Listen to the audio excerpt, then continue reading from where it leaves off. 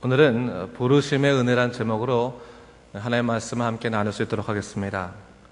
오늘 본문의 말씀에서 사도 바울은 하나님의 은혜로 부르신 경륜에 관해서 이야기하고 있습니다. 이 경륜이란 말은 일반적으로 잘 사용되지 않기 때문에 좀 어렵게 느껴지긴 하지만 사전적인 의미로 본다면 이 말은 어떤 일에 대한 조직적인 관리나 계획을 의미합니다. 그래서 보통 이 에베소서에서 쓸 때는 하나님의 경영, 하나님의 관리라는 차원에서 이해됩니다. 그래서 1장 9절에 보면 우선적으로 한번 표현되는데 그리스도 안에서 때가 찬 경륜을 위하여 라는 말에서도 하나님께서 그들을 경영하셨다, 또한 관리하셨다, 계획하셨다, 그런 뜻을 갖고 있습니다. 하지만 오늘 본문의 3장 2절 말씀의 경륜은 그것보다는 좀 더 작은 의미로 하나님이 각 개인에게 부르신 직분과 사역, 그 부르심의 은혜에 대해서 좀 더 강조가 되고 있다고 볼 수 있습니다. 하나님께서 바울을 이방인을 위한 사도로 삼으셨는데 그 직분의 세우심이 주님의 부르심의 은혜였다, 계획이었다, 또 인도하심이었다라는 것을 얘기하고 있는 겁니다. 여러분, 하나님께서는 당신의 사람들을 세우실 때 은혜로 부르십니다. 우리가 무언가를 남들보다 더 뛰어나게 잘할 수 있기 때문에 부르신 것이 아니라 우리를 향하신 당신의 선하신 계획 가운데서 은혜로 우선 부르신 것입니다. 그리고 나서 그 가운데 우리를 더욱더 새롭게 하시고 또 이전과는 다른 전혀 다른 차원의 삶을 살아가도록 만들어 주십니다. 바로 자기를 중심으로 한 삶에서부터 주님을 중심으로 한 삶으로, 세상을 추구하는 삶에서부터 하나님 나라를 추구하는 삶으로, 자기 욕망을 채우는 삶에서부터 하나님께 기쁨과 감동을 드리는 삶으로 그 삶의 중심들을 바꿔 가시더라는 사실입니다. 그것이 바로 하나님의 은혜라고 하는 그 부르심 가운데서 일어난 일입니다. 오늘 본문 속에서 사도 바울은 하나님의 이 두 가지 부르심의 은혜를 깨닫게 됩니다. 그 첫 번째가 6절 말씀인데 예수 그리스도의 은혜로 말미암아 상속자로 부르심을 받게 되었다라는 것을 얘기합니다. 이 복음의 후사가 됐다는 말입니다. 세상 것을 상속으로 받는 자가 아니라 하나님이 약속하신 것을 그 유업으로 있는 자가 되었다라는 것을 얘기하고 있는 것이죠. 그리고 또 하나의 부르심이 있는데 7절에 보니까 복음을 위하여 은혜의 선물로 일하는 일꾼이 되게 하셨다라고 얘기하고 있습니다. 복음의 일꾼이 되게 하신 그 부르심이 있다. 이 두 가지 부르심을 얘기합니다. 내가 부르심의 은혜를 따라 복음의 후사가 되기도 하고 또 하나 뭐가 됐어요? 복음의 일꾼이 되었다. 이 두 가지를 얘기합니다. 두 부르심의 은혜가 있다는 사실입니다. 자, 우선적으로 첫 번째로 우리가 살펴볼 것은 복음의 후사에 관한 것을 좀 생각해 보겠습니다. 하나님의 상속자, 영적인 후사, 그 말입니다. 복음의 후사가 되었다는 말은 예수님으로 인해 구원을 받았다는 복음의 역사가 단지 삶 속에서 일어나는 이례적인 기쁨의 사건이 아니다라는 것을 얘기하고 있는 거예요. 이례적인 것이 아니다. 뭡니까? 이전과는 전혀 다른 새로운 방식의 삶이 시작되었다. 새로운 생존권을 부여받았을 뿐 아니라 새로운 신분의 삶을 살게 되었다라는 것을 얘기하는 것이 바로 영적인 후사가 되었다는 말입니다. 저는요, 우리가 종종 교회에서요, 이 구원이란 말을 많이 하는데 우리가 구원이란 말이 잘못 인식될 때가 있는 것 같아요. 우리가 보통 구원 그러면 죽어서 천국 가는 것, 그것을 생각하다 보니까 구원을 마치 마지막 때 천국 갈 때 탁 내놓는 기차 티켓과 같은 그러한 것이라 생각할 때가 많습니다. 또 심한 경우에는 여러분 오락 프로그램 같은 데 보면 문제를 잘 못 풀어서 막 어려워질 때 꺼내는 거 있잖아요. 찬스 카드 있습니다.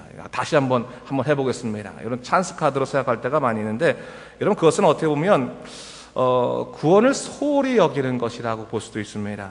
여러분, 우리가 구원받았다는 사실은 절대적인 하나님의 은혜로 말미암아 우리의 삶이 죽음의 자리에서부터 생명의 자리로 완전히 뒤바뀌었음을 얘기하는 겁니다. 기차로 말한다면 기차를 갈아탄 거예요. 그렇다면 기차를 갈아탄 거나 마찬가지라면 그 다음부터는 새로운 방식의 삶을 살아가는 것이고 새로운 가치관을 갖고 살아가는 것입니다. 전혀 다른 인생을 살아가는 것과 같은 것입니다.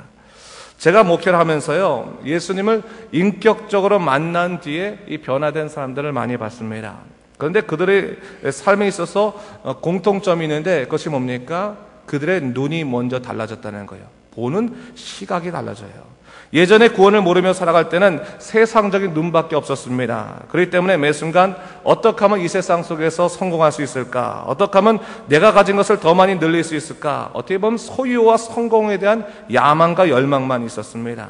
그러다 보니까 세상적인 눈높이는 자꾸 높아지는 거예요. 야, 나하고 처음에 출발을 같이 한 사람이 지금 나보다 훨씬 더 앞서고 있네. 훨씬 더 높아지고 있네. 큰일 났다. 그 눈높이는 자꾸 높아지다 보니까 현실적으로 따라가지 못하는 자기 자신을 원망하고, 그러다 보니까 이 세상이 재미없어지고 흥미없어지고 참 마음이 서운한 일들이 많이 생기는 겁니다. 그런데 여러분, 예수님을 인격적으로 만나고 나면요, 눈이 달라지는 거예요.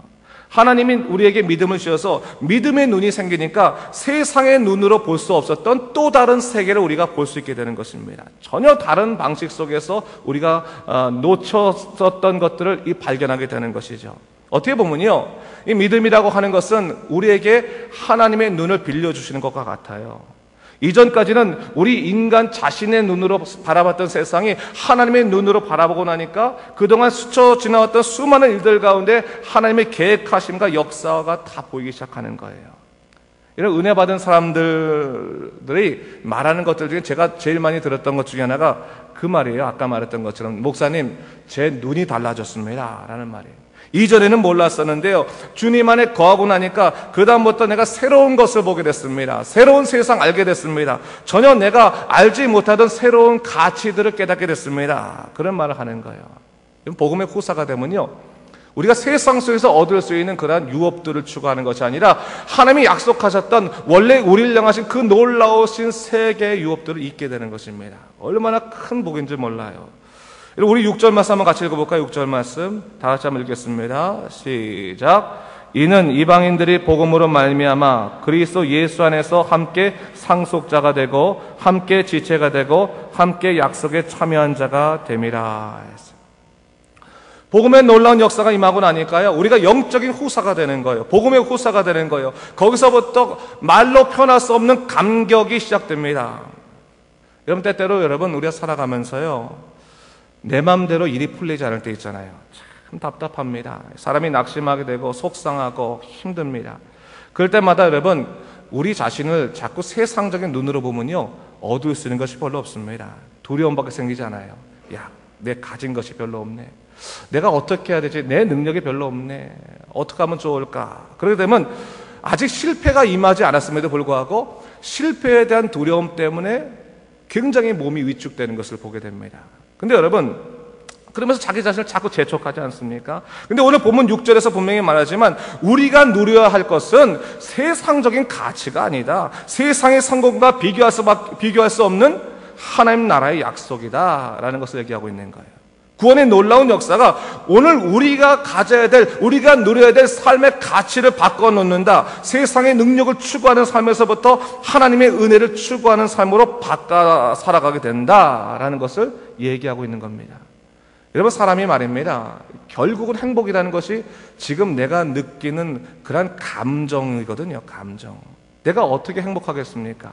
세상의 가치를 추구하고 세상의 눈으로 바라보면 언제나 그 부족함 때문에 속상하고 또 답답하고 실패감을 느끼게 되지만, 하나님이 나를 선택하셔서 나를 구원하시고 나로 하여금 영적인 후사가 되게 하셨다는 그 기쁨들을 우리가 간직하게 되면 비록 다른 일이 풀리지 않는다 할지라도 내 마음의 중심이 하나님에게 있기 때문에 기쁠 수 있는 것입니다. 행복할 수 있는 것입니다. 고린도후서 6장 2절 말씀에요, 이런 말씀이 있습니다. 이르시되 내가 은혜 베풀 때 너에게 듣고 구원의 날에 너를 도왔다 하셨으니 보라 지금은 은혜 받을 만한 때요, 보라 지금은 구원의 날이다. 아멘. 여러분, 지금이 어떤 때입니다. 은혜 받을 만한 때다. 지금이 어떤 때입니까? 구원의 날이다. 그것을 얘기하고 있는 거예요. 구원의 은혜를 받은 그 순간부터 우리의 삶이 달라진다는 겁니다. 눈이 달라지고 마음이 달라지고 삶을 살아가는 방식이 달라진다는 것입니다. 하나님 나라가 옛날에는 멀리 있는 것이었는데 내가 구원의 눈으로 다시금 바라보고 나니까 내가 이미 하나님 나라에 포함되어 있다는 것입니다. 물론 세상살이 속에서는 여전히 부족함과 연약함이 있을 수 있지만 영적인 후사가 되었기 때문에 주님의 은혜를 드러낼 수 있는 믿음의 사람이 되었다는 것을 성경은 우리에게 가르치고 있는 것입니다. 여러분, 그것이 큰 감격의 이유가 돼요. 제가 여러분, 은혜의 감격, 특히 구원의 감격을 누린 사람들은요, 그 마음속에서 세상과 비교할 수 없는 평안을 느끼게 되거든요. 그것을 우리는 성경으로 뭐라고 말합니까? 샬롬이라고 말합니다. 샬롬. 세상에서 주는 기쁨이 아니라 하나님이 주시는 기쁨입니다. 근데 그 샬롬의 기쁨을 가진 사람들은 그 기쁨들을 자기 혼자에게만 가두지 않습니다. 그 기쁨을 나누려고 한다는 거예요. 그래서 두 번째 부르심의 은혜가 뭐냐면 자연스럽게 복음의 일꾼이 된다는 거예요. 구원의 감격이 있으면 구원의 감격을 전하는 사람이 되더라. 복음으로 말미암아 영적인 후사가 된 사람들은 그들의 삶이 복의 통로가 되더라 라고 하는 것입니다. 바로 부르심의 은혜, 두 번째가 바로 복음의 일꾼으로서의 부르심이에요. 제가 한국에 있을 때요, 한국 선교 역사를 좀 연구했거든요. 그런데 제가 한국 선교사를 이렇게 쭉 보면서 제 마음에 감탄한 적이 한두 번이 아니에요. 근데 가만히 보면요, 하나님께서 사람을 세우실 때는 다 오늘 사도 바울의 경우하고 비슷해요. 두 가지 부르심의 은혜를 깨닫게 해주세요. 복음의 후사로서, 영적인 후사로서의 감격을 갖게 하시지만 동시에 복음의 일꾼으로서 사명의 은혜를 깨닫게 하세요. 제가 항상 말한 것처럼 소명과 사명을 동시에 인식해 주게 하신다는 사실이에요. 한국의 복음이 전파되면서요, 그 과정에 있어서 가장 중요한 역할을 했던 사람 중에 하나가 장로교 선교사인 언더우드라는 사람이 있습니다. 언더우드 선교사 알죠? 유명한 사람이죠. 근데 그 언더우드라는 사람이 이 복음을 전파되게 되는 과정 가운데 하나님이 만나게 하신 사람이 있어요. 그게 누구냐면 바로 한국 사람이었던 이수정이라는 사람입니다. 이수정이라는 사람입니다. 이 이수정이라는 사람은 원래는 굉장히 똑똑한 사람이고 야망이 있는 사람이었어요. 근데 이 사람이 몰락한 양반 가문의 사람이었습니다. 그러니까 아무리 뭐를 하려고 해도 되지가 않는 거예요. 나이가 40대였을 때, 더 이상 내가 세상적으로 질 수 없다라고 생각해서 당시에 가장 세도가였던 민영익 대감, 누구냐면 우리가 말하는 명성황후의 그 오빠였던 민영익 대감의 그 집에 서생으로 들어가요. 당시 민영익 대감은 20대 후반의 사람이었는데 40대 사람이 20대 후반의 사람한테 가서 서생이 되겠다고 거기 들어가게 됩니다. 그런데 그곳에서 가면서 기회를 기다리는 거예요. 내가 이 야망을 언젠가는 펼쳐야겠다라는 그 시간을 기다리면서 기회를 기다리는데 순간이 왔어요. 이모군란이라고 해서 군인들이 이렇게 난을 일으킨 것이 나왔는데 그때 그것을 딱 눈치채고 나서 이 이수정이라는 사람이 명성황후를 옷을 바꿔 입혀가지고 그 암살당한 데서 또 끄집어내게 됩니다. 그러니까 이 고종과 이 왕실이 얼마나 그 사람을 인정하겠어요. 야, 너가 왕비를 구했구나, 황후를 구했구나 이러면서 그 사람을 굉장히 신임하게 됐죠. 그런 상황 속에서 그 사람이 이제 내가 기회가 왔다고 생각하는 거예요. 그때 그가 어떤 일이 생기냐면 당시 신사유람단이라고 해서 일본에 가서 일본의 선진 문물을 보고 오는 그러한 이제 유람단이 있었습니다. 그래서 그 유람단에서 다녀왔던 친구 중에서 안종수라는 친구가 이 친구를 만나서 그런 얘기를 하는 거예요. 일본에 갔더니 정말로 이 농업이 얼마나 발전되어 있는지 모른다. 너무 잘 돼 있다. 그래서 이 농업 기술을 배우게 되면 우리 말로 따지면 대박이 날 거다. 성공할 거다. 그것을 얘기하는 거예요. 그러니까 이수정이 잘 됐다. 내가 이 선진 농업의 문물을 좀 알아야겠다라고 생각하는데 그 친구가 쯔다센이라고 하는 농학자를 만나면 돼. 쯔다센이라고 가장 유명한 농학자가 있다. 얘기해 주는 거예요. 그래서 이수정이 쯔다센을 만나기 위해서 마음을 품게 됩니다. 근데 그때 어떤 일이 일어나냐면 유람단이 다시 가게 되는데 자기가 비수행원으로 따라갈 수 있는 자격을 얻게 되는 거예요. 그래서 황실에 부탁을 해서 내가 거긴 수행원이 아니라 비공식 수행원으로 따라가서 내가 한번 가겠다라고 생각해서 일본을 가게 되는 겁니다. 일본에 가게 돼서 바로 쯔다센이라고 하는 농학자를 만나게 됩니다. 근데 여러분, 하나님의 놀라운 역사가 얼마나 큰지요. 이 쯔다센이라는 사람이 그 당시에 어떤 일이 있었냐면 바로 직전에 그 쯔다센의 손녀가 미국에 유학을 다녀오게 됐는데 그 미국 유학 가던 시절에 예수 그리스도를 만나게 돼서 영접하게 돼서 하나님을 알게 돼요. 너무나 감격을 해서 돌아와서 이 찌다셀이라는 사람에게 복음을 전하는 거예요. 할아버지한테. 근데 할아버지가 그 복음을 받아들이고 예수를 알게 돼서 감격을 해서 야, 하나님의 은혜를 내가 어떻게 하면 갚을거라고 이 고민하던 차에 누구를 만났어요? 이수정을 만난 거예요. 그래서 이수정에게 선진 농업 기술을 가르쳐줄 뿐만 아니라 신약 성경을 주며 예수를 믿으라고 권고를 했어요. 근데 이 이수정이 성경책을 받아왔거든요. 받아와서 다 읽다 보니까 마태복음부터 시작하지 않습니까? 근데 마태복음 처음 시작이 뭐예요? 족보라, 족보. 자기가 몰락한 양반 가문이잖아요. 그래서 항상 그거에 대한 열등감이 있는데 아브라함이 이삭을 낳고 이삭이 야곱을 낳고 쭉 낳고 나중에 예수가 딱 보니까 이 사람이 왕가야, 왕가. 왕의 가문인데다가 족보 있는 집안이에요, 일명. 너무 감동을 받아서 이런 족보 있는 집안의 사람의 그 책을 내가 잘 읽어야지 생각하면서 신약성경을 열심히 읽기 시작하는 거예요. 근데 하나님의 성령은 얼마나 감동이 큰지 읽던 가운데 이 이수정의 마음속에 예수님을 그리스도로 고백하게 하는 놀라운 역사를 일으키시는 거예요. 그 다음에 그가 노월정 교회라는 일본 교회에서 세례를 받게 되는데요. 제가 그 일본에 직접 갔어요. 그래서 그 당회에 부탁을 해서 1883년에 있었던 세례 문답했던 그 기록표가 있냐 했더니 일본은 참 그런 건 잘 보관해 놨대요. 그 세례 명부를 주는 거예요. 근데 그 해에 세례 받은 사람이 딱 한 명 있는데 그것이 바로 이수정이었어요. 제가 그걸 보면서 얼마나 감동을 했는지 몰라요. 근데 여러분, 하나님의 놀라운 일은 거기서 끝나지 않아요.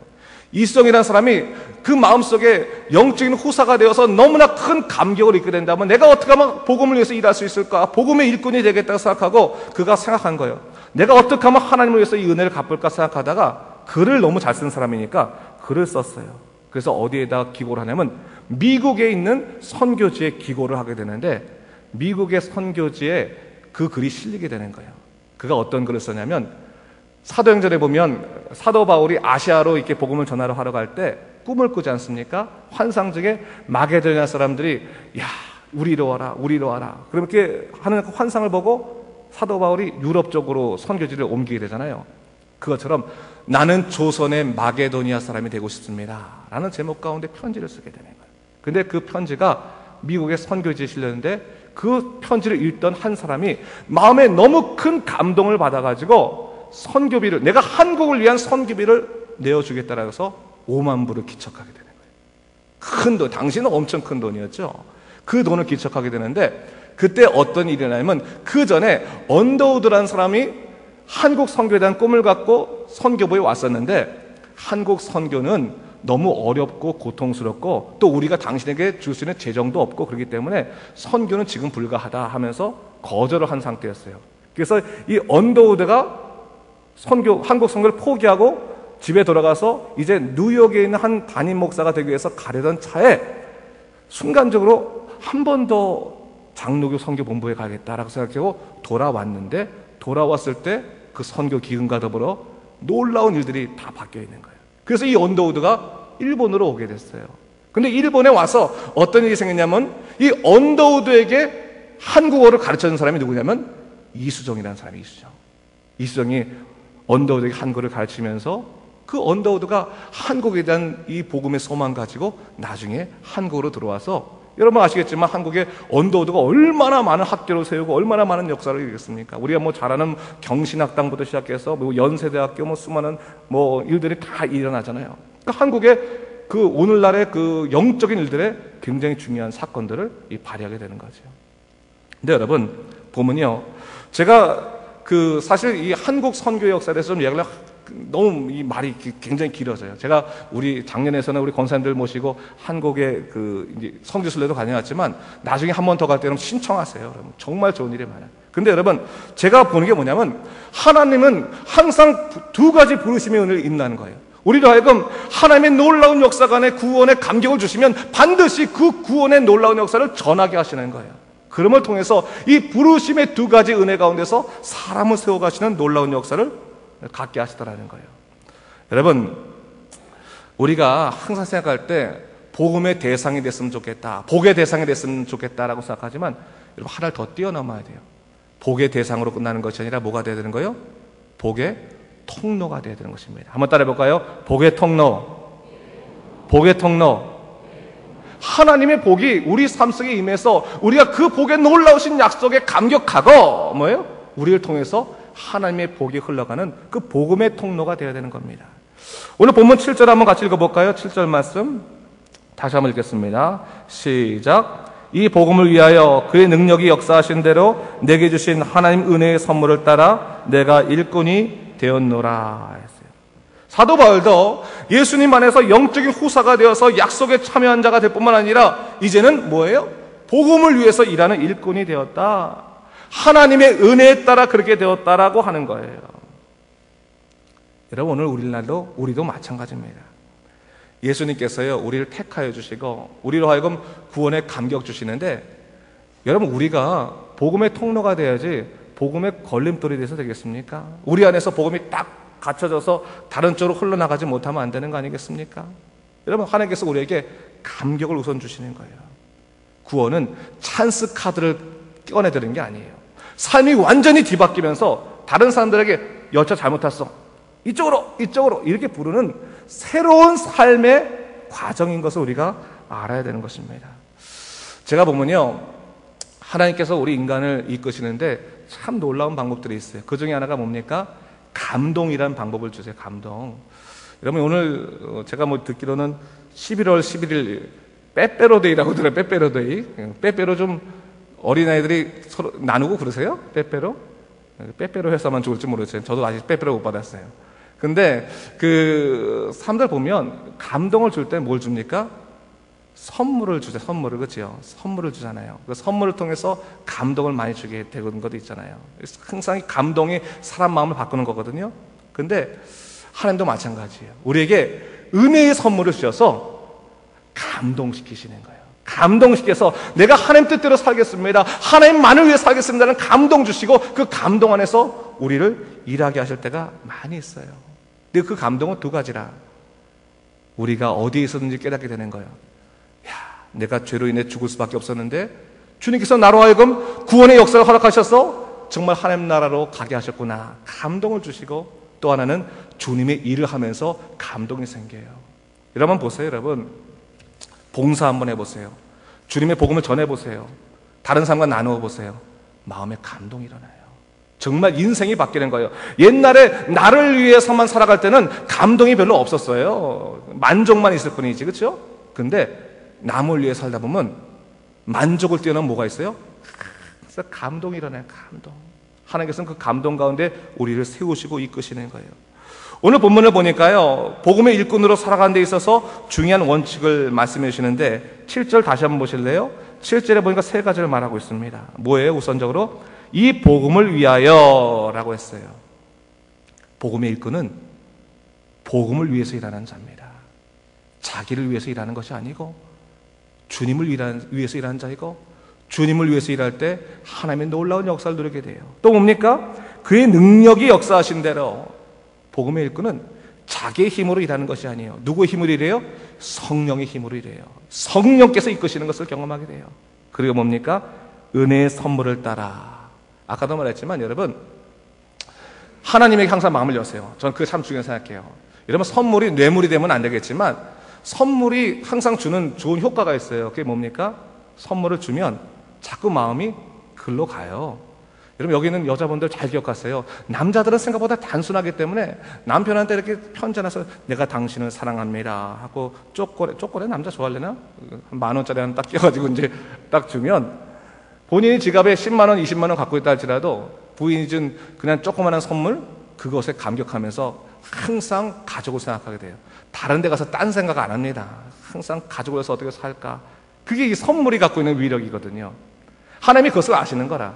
우리가 믿음 생활할 때요, 하나님께서 항상 은혜의 선물을 주시는 거예요. 감동을 주시고, 하나님만 바라보게 하시고, 사람을 만나게 하시고, 기쁜 일을 역사하게 하시고, 하나님을 포기하지 못하도록 은혜의 선물을 항상 주시는데, 그 은혜의 선물에 따라 우리로 하여금 복음의 일꾼 되게 하시더라, 복음의 사람 되게 하시더라 라고 하는 것입니다. 여러분, 우리가요, 부르심의 은혜로 살아가는 것은 큰 축복입니다. 여러분, 예수 믿기 힘들다, 교회 다니기 힘들다, 그런 생각하지 마세요. 여러분, 자꾸 우리 마음이 옛날 열차 생각하고 있으면 그런 마음 들 수 있어요. 여러분, 새로운 열차로 갈아탔으면 이 열차에는 뭐가 있을까 뒤져봐야 되는 거죠. 그렇죠? 살펴보고 하나님의 놀라운 역사 가운데 하나님께서 나를 위해서 세우신 그 놀라운 은혜의 선물들이 너무 많이 있는데 여러분, 결단코 좌절하거나 절망하지 마십시오. 낙심할 필요 없습니다. 오히려 하나님을 소망하면서 기쁨으로, 하나님, 내가 주님 안에서 오늘도 새롭게 변합니다. 오늘도 새롭게 나아갑니다. 나에게 새로운 길을 허락하시고 기쁨으로 주님의 놀라운 역사에 동참할 수 있도록 인도하여 주시옵소서. 기도하면요, 보입니다. 보이는 거예요. 한번 따라 볼까요? 보이기 위해서는 은혜를 누려야 된다. 여러분, 하나님의 은혜를 누려야 되는 거예요. 그럼 보여요. 보여. 항상 사모하세요. 마음을 여시고 하나님을 찾으세요. 하나님께서 여러분들을 기쁘게 하여 주시고 하나님의 놀라운 역사 가운데서 여러분들이 누구인가를 깨닫게 해주시고 어디로 갈지를 알려주시며 무엇을 붙잡아야 할지를 분명히 알려주실 것입니다. 오늘도 성령의 능력으로 말미암아 은혜의 사람으로, 은혜를 누리는 사람으로서 기쁨으로 갖고 살아가시는 여러분 되시길 주님의 이름으로 축원합니다. 기도하겠습니다. 주님 감사합니다. 하나님께서 우리에게 부르셨습니다. 복음의 후사로 부르시고 복음의 일꾼으로 부르셨습니다. 살아가면서 때때로 우리가 세상의 일 때문에 넘어질 때가 많이 있고 피곤할 때도 많이 있었지만 주여 성령이여 우리를 이끌으시고 우리로 하여금 하나님의 놀라우신 역사를 누릴 수 있도록 주여 우리를 붙잡으시고 돌보아 주시옵소서. 주께서 온전히 함께 하실 것을 믿사오며 예수님 이름으로 기도드립니다. 아멘.